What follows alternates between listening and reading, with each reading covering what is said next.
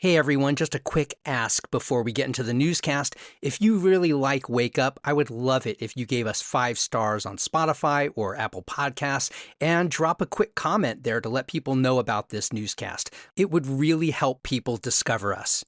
All right, on with the news.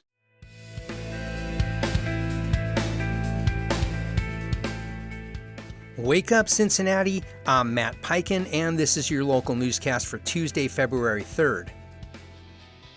With more snow looming today, Cincinnati Public Schools is drawing criticism from parents after reopening on January 29th following 3 consecutive snow days. More than 700 comments on the district's Facebook post called the decision inconsistent and irresponsible. CPS officials say the closures were based on weather forecasts, road conditions, and student exposure. Despite the backlash, the district likely won't need makeup days. Most schools exceed the state's required instructional hours.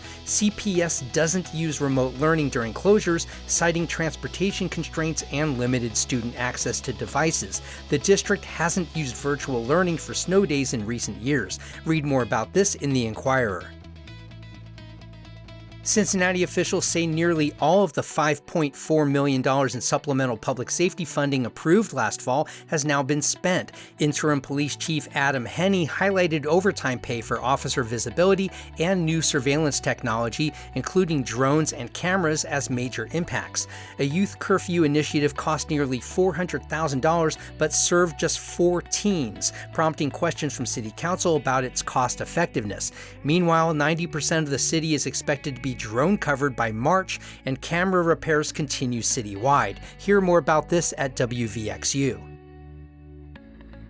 Cincinnati-based Fifth Third Bancorp has completed its $10.9 billion acquisition of Comerica Incorporated, the largest in its history. The deal raises Fifth Third's assets to $294 billion, placing it among the top 10 U.S. consumer banks. It also expands the bank into Texas, Arizona, and California, with 150 new branches planned in Texas alone. In a separate move, Stockyards Bank and Trust, Greater Cincinnati's 15th largest bank, announced a $106 million agreement to acquire Kentucky-based Field and Main Bancorp, continuing its regional growth strategy. You can read more about this in the Cincinnati Business Courier.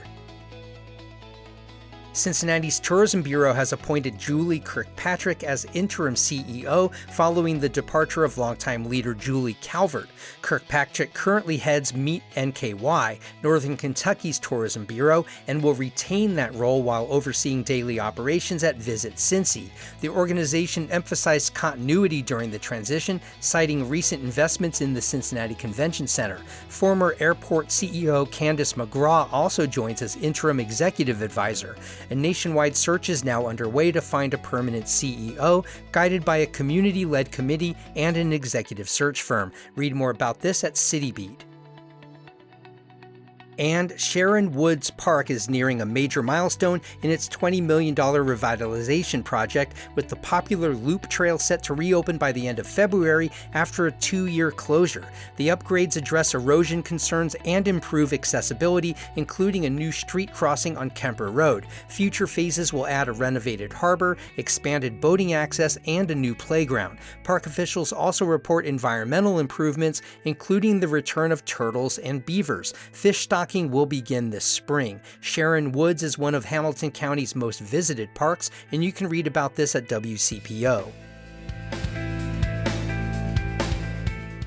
If you haven't already, do sign up for our free daily newsletter. It's basically this newscast in written form. Go to wakeupcincy.transistor.fm. You can also find us on Facebook and Instagram at wakeupcincy.